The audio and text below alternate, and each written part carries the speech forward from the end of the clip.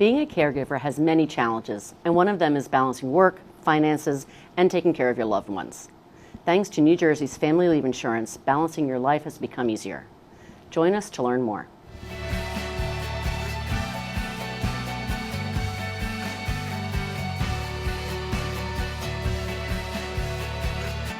Hello and welcome to Aging Insights. I'm Kathy Rowe, Executive Director of New Jersey Advocates for Aging Well, and today I have two guests to talk to us about one of New Jersey's best-kept secrets, the Family Leave Insurance Program. We have Yara Willman-Cole from New Jersey Citizen Action and Dr. Becky Loeb-Conroy from the Center for Work and Women at Rutgers. I want to welcome you both here today because I know how difficult it can be caring for a loved one, caring for yourself and your family, the work, the bills. It really can be overwhelming for people. And people need to make hard choices between what they do, what they can do, their caregiving demands. But the Family Leave Insurance Program can make a huge difference. So let's begin exploring this really important program. Yara, what can you describe for us what the New Jersey Paid Leave benefit is and what it can be used for? Yes, thanks, Kathy. So paid family leave in New Jersey, as you already described, is called Family Leave Insurance, or FLI for short. And it's a program that's actually been around for 15 years in New Jersey. And it provides partial wage replacement when you take leave to care for a loved one, bond with a new child, or if you need to take time for reasons related to domestic violence or caring for someone for reasons related to domestic violence or sexual assault as well. But the benefit is really available for folks who are working so that they can make a decision about what is in their best interest and their loved one's best interest, so that they have a choice, whether they take some time off and use the benefit for 6 weeks or 8 weeks or 12 weeks in a 12-month period. It's really up to them. It's available every 12-month period for 12 weeks, 12 consecutive weeks. If you do take it less than the 12 consecutive weeks, it reduces to 8 weeks in a 12-month period if you take it intermittently. So if That's you took like 2 weeks here and then you could take 6 weeks later on, but it wouldn't add up to 12 weeks. 12 weeks if it's straight through. Yeah, and then some more details. So when I say partial wage replacement, it replaces your wages 85% of your average wage with a cap of $1,055 a week, which is for this year, 2024. It does adjust every year. The cap adjusts every year. Good. It'll go up depending on sort of the calculation of how they come up with that amount. So we'll see what it is for next year towards the end of the year. But for now, it's $1,055 a week, and it's 85% of your average wage. So that's sort of the overview of the benefit. That is great. And so who is eligible for the program? And to take leave to care for a loved one, does it have to be a specific relative, like a parent or a child? Who can be the caregiver, and what does it entail? A couple things. First of all, it's important to just note that most workers are actually eligible for the benefit. There's a few exemptions. I'll tell you first who's exempted. It's federal workers. It's workers that are actually independent contractors. So they're not actually employees. And also folks that are working for like a religious employer are typically exempt from this benefit. But otherwise, most folks are covered. They just have to reach minimum earnings eligibility qualifications for the benefit. So you have to have earned $14,200 in about a year and a half before you take leave. And that could be with any employer in New Jersey, not just the one that you're currently taking leave from. It's sort of a portable benefit in that sense. And then you also could reach that amount by working 20 weeks, earning a minimum amount in those 20 weeks. We can put the graphic on the screen for your viewers so they can see that, so they can see the eligibility for that. But there's very few exemptions. Like most folks are surprised to learn that the majority of workers are in fact eligible. Wow, no, that is great to know, and I think that so many people just aren't aware of it. So, Becky, we know that often it's women who are caregivers, and family leave can help women with their own economic situation, their well-being, their financial security. So how does paid leave also help men take leave as caregivers? Sure. So I just want to say a few things about how paid leave insurance helps, or family leave insurance helps women. So often women are caregivers, like you said. And so family leave insurance allows them to take some time out of the workforce, but still continue to get paid so that they don't take a financial hit for taking that leave, which often happens when they take an unpaid leave or leave the workforce altogether. And one of the issues with leaving the workforce altogether, as we know, is that then you stop paying into things like Social Security, like your retirement accounts. So if you take an extended absence out of the workforce, you're losing the accumulation of those benefits, that money. So it's not just the time that you're taking off. It really affects you in the long run. Yes. And so leaving the workforce altogether, is a problem in that sense. But if you take your leave, take 6 weeks, take 8 weeks, take 12 weeks, women are often caregivers, and so they're the ones who often take that time. They can leave the workforce, take that leave, get paid at the 85% wage replacement, and then return to their job so that they can continue paying into those benefits and that they can continue to care for their families and to be financially stable. And the thing that I would say about men is that it works in two ways. It helps men, but it also helps women. Often, women are the ones who take leave, so employers may see them as the ones who are caregivers and so may treat them that way, even if they don't do it consciously, right? So they might not give someone a promotion. They might decide not to give benefits to someone who took 6 or 8 weeks, not benefits, a promotion or a bonus to someone who took 6 or 8 weeks. They may say that person was gone for part of the time, so they don't deserve this benefit. Whereas they see men as this sort of ideal worker norm. The person who is dedicated to their job and may have a family at home, but aren't the primary caregiver. But something like family leave insurance that is gender neutral gives both men and women the access to this 12 weeks. And the more that men take it, the less that women would be seen as the primary caregiver and therefore may actually end up closing some of that gendered wage gap because employers may not see workers in these gendered ways anymore. So by using it and expanding it, it can help break down these stereotypes that we're still fighting to overcome. I remember when I was first working, there was the company I worked for had paternity leave, and one of the really nice guys on the team, his wife had a baby, and he didn't take it because he didn't want to be looked down on, like, what if I don't get a raise later on because I took off 2 weeks for paternity leave. And that was a long time ago, but we're still fighting these stereotypes and these issues. So, and many of us have elderly parents, aging parents, people that we want to be able to take care of, and we have siblings. And if there's a way for us to, divide that care or divide that caregiving across generations or across siblings, something like that, where like if you have 3 siblings who live in New Jersey and are able to take family leave insurance, you may be able to add some number of weeks together that a brother and 2 sisters, or 2 brothers and 2 sisters, or 3 brothers could take to care for an aging parent. And if we encourage more men to take leave, they're more likely to do that care for their own parents. Whereas I think, historically, women have even cared for their in-laws. So this gives people the opportunity to spread that care across men, women, whoever needs to take. And I'll just add that one important detail of the program is that you can take the leave to care for any loved one. You get to define who is a loved one, somebody who is close enough to be considered family, but it actually may be your neighbor. So if you don't have siblings and you do want to get some help caring for your aging parents, you don't even have to divide it among your blood relatives. You could actually look to other folks in the space that your aging parent or any loved one relies on support. So it could be a neighbor that you're close with that relies on you for support. Especially as folks age and live longer, they need to have more options for who they can rely on to where they can seek that support from. And we have such a shortage of home care workers, home health aides, which even if you can find one, it can be very expensive for people. So what you're saying is, from the patient perspective, you could have like 12 weeks of your daughter and then 12 weeks of your son and maybe a neighbor. So throughout the year, you could have coverage for all your needs, and not if you can't pay for or find a home care worker. Yeah, I mean, the one detail I do want to add also is that for receiving family leave insurance, the benefit for caregiving, you do have to have medical certification in the application.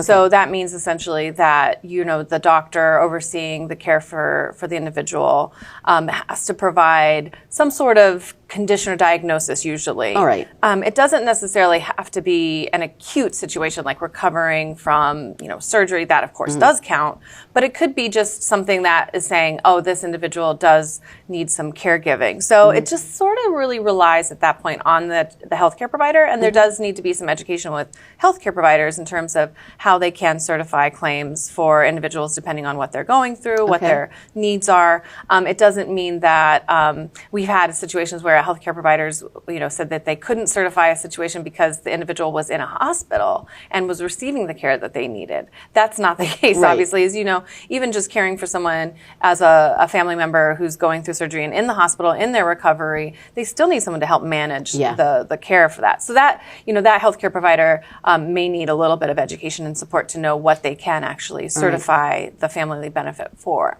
Okay, no, that's a really good point. I want to just add one more thing. I think one of the benefits of having this expanded definition of family is you start to create these communities of care, because sometimes your blood relatives live far away. Yeah. Many people don't work or live in the place they grew up, even if their families remain there.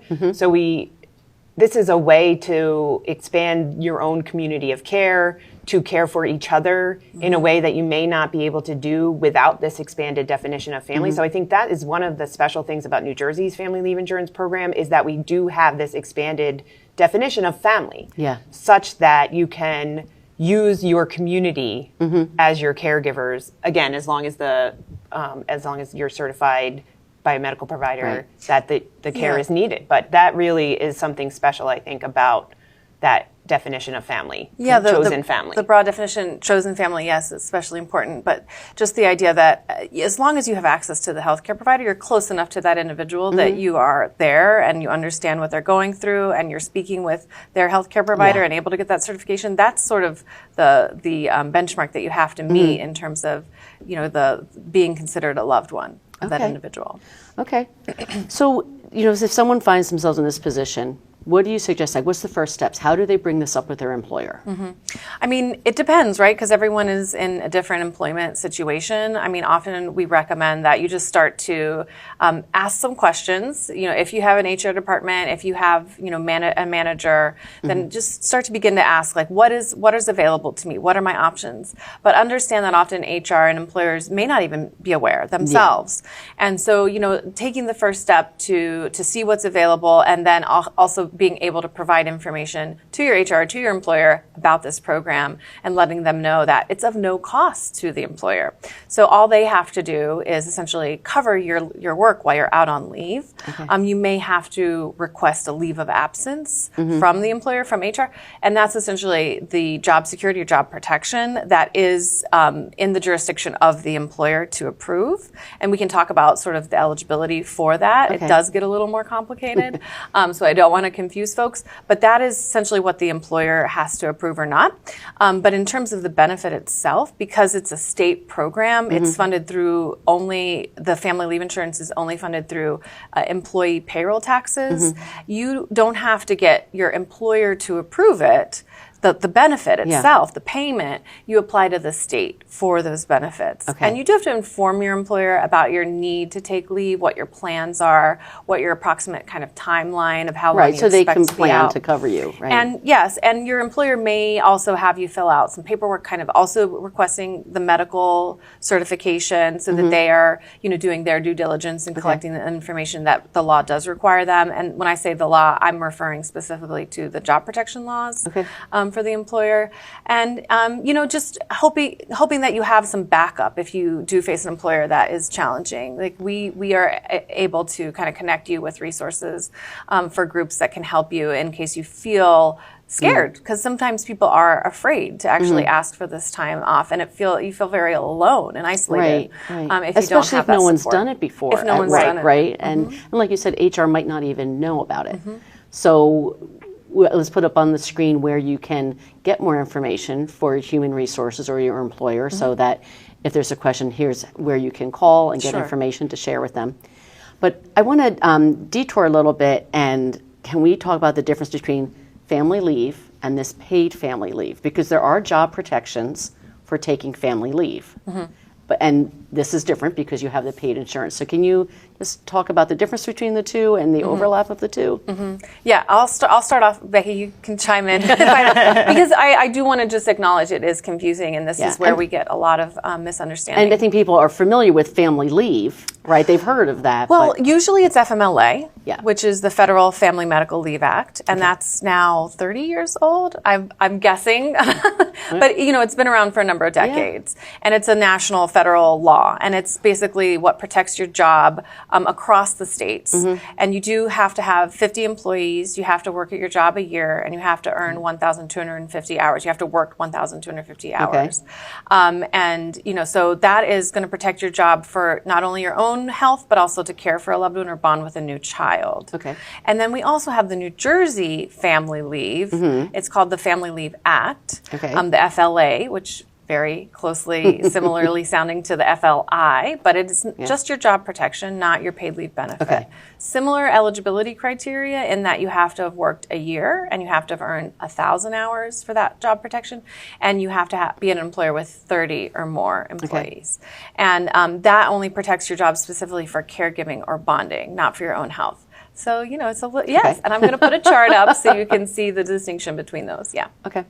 Yeah, and I think one thing that's important about that is that people understand they're taking leave, but they don't necessarily understand that their wage replacement is separate from their job protection. Okay. And that while most workers are covered for family leave insurance, the wage replacement that Yara spoke about earlier, she talked about the eligibility. The eligibility for job protection is different. Yeah. And so one of the things that we found at the Center for Women in Work is that there are some number of people, around 27% of workers, who are still not covered by job protection, even though they may be eligible for the wage replacement. So they may be scared to take that leave that they're eligible for, that they've paid into, because their job may not be protected. And we find that the people who are more often not protected are women.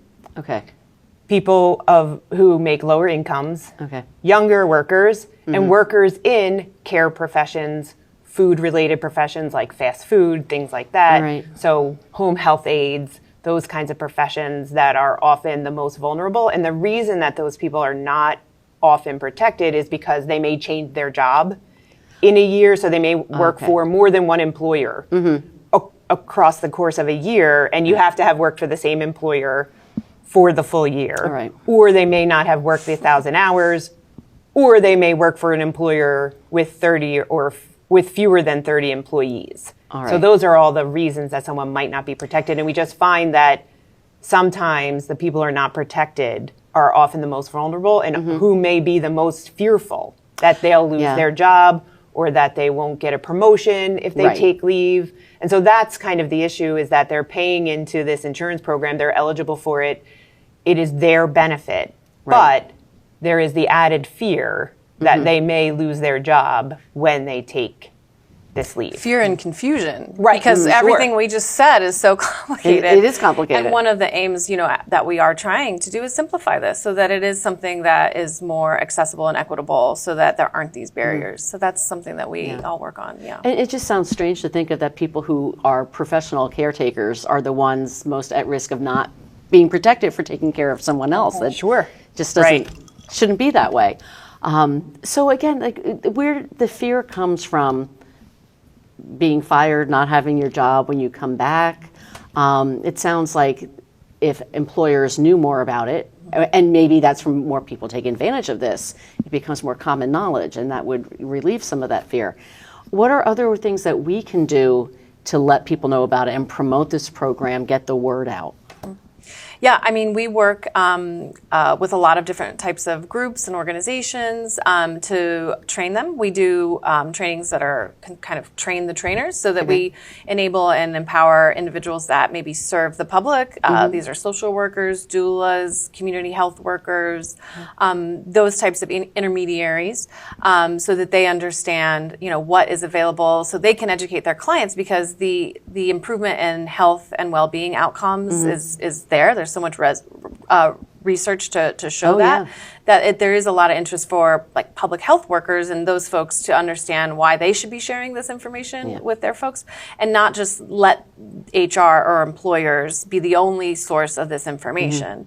It really is up to a wide range of folks to take this information on, and so we help do that training and education, and the Center for Women at Work has some really good resources as well. Right, and we know that the research shows that people trust their caregivers or trust their healthcare workers, like social workers. Yeah. If you have, a family member who's sick or who has, has to be out for 6 weeks or 8 weeks or something because of surgery or some major medical incident, you trust your social workers, you trust nurses, you trust the doctors. Those are the people that we're trying to help inform so that they know how to speak to the family members of their patients or their clients to say, hey, mom, you could take leave for this, or hey, child of this person, who's taking care of your father or grandfather or mother or grandmother, you have the opportunity to take this leave. And if a social worker knows more about it, if home health aides know more about it,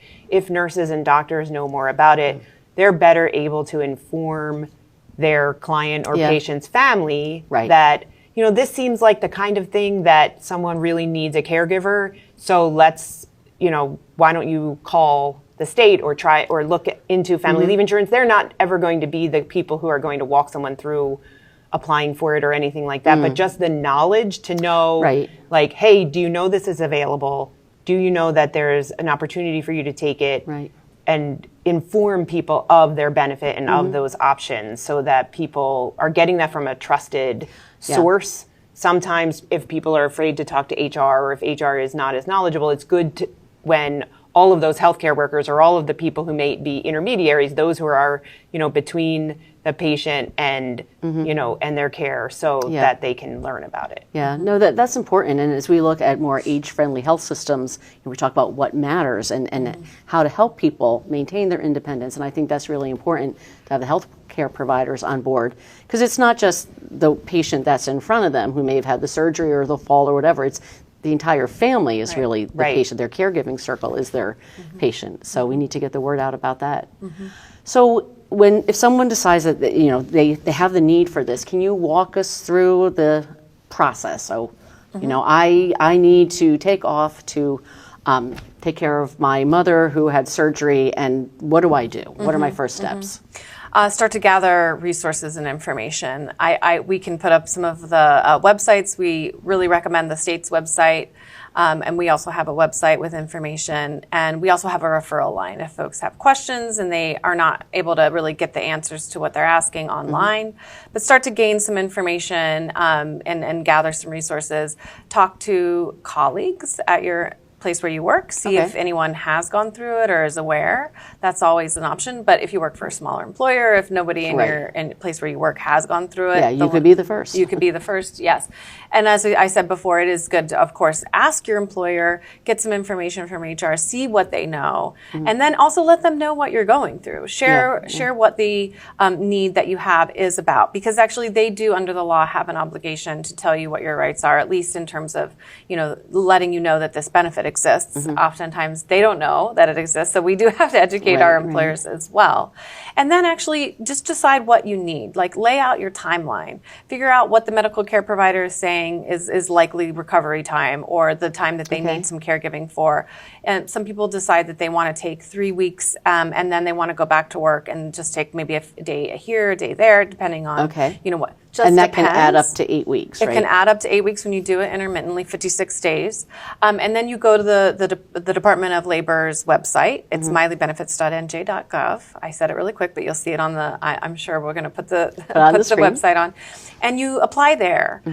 You can start an application early, but you can also just go in and apply for the benefit once you're out on leave. You're not getting paid from your employer.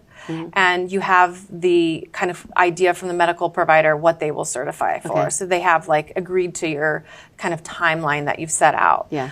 Keeping a notebook with all these like dates and details, I think, is always a good thing to do as well. And then you go on and you apply for the benefit. And, you know, we do see there are some delays in claims being processed. The intermittent processing is not a streamlined process at all. It's the system that the Department of Labor is using for their claims processing was built in the 80s.